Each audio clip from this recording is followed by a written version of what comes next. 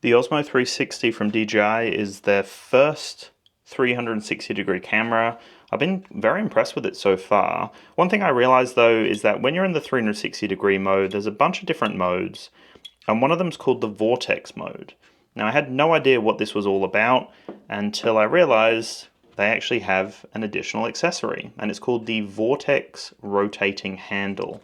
Now this gives a very, very unique effect from what I've seen from videos online, and so just literally comes like that. You just get the handle in there by the looks of it, and so if we open that up,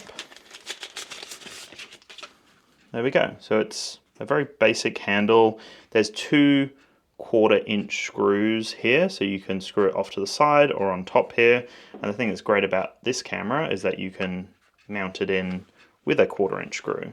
So I can literally just mount it on like so, if I really wanted, and then I could lock it into place so that it's not going to keep rotating anymore. And so that for me would just be just a stationary shot, right? Which is probably not useful for a lot of scenarios. But the fact that we have that as an option, really nice wide base there, very cool. Now the way that this works as that Vortex mode is you actually have to utilize the invisible selfie stick which comes with the kit.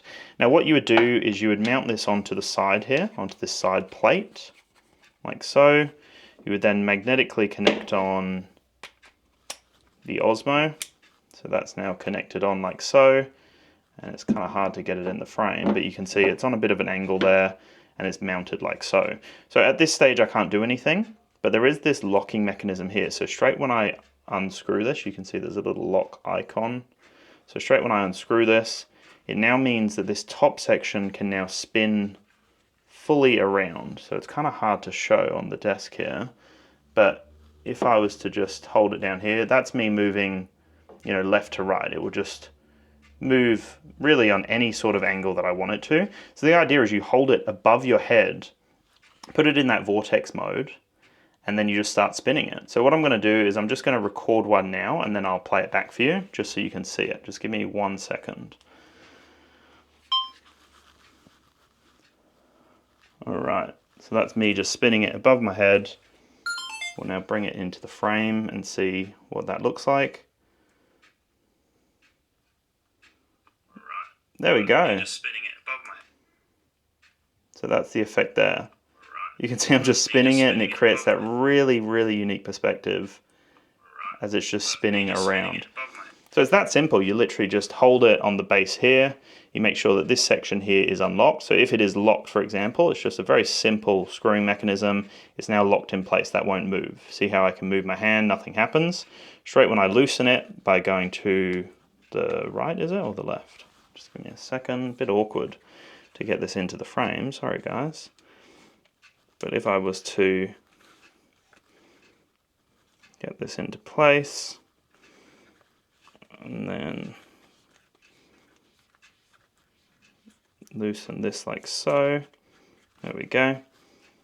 So now that that's loosened, I can now see that all I have to do is just move my hand, and it's just going to give that full rotation. So it's obviously going to be able to go around infinity, like full 360 degree, and then continue, as you saw before in that video.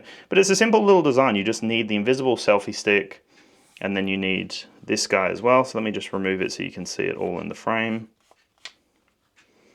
So that's all you need right there, right? So it's just the invisible selfie stick, and you attach that on to this guy here, onto the Vortex rotating handle, and it's that simple. You can see that that section rotates there, and that's what's creating that very unique Vortex effect.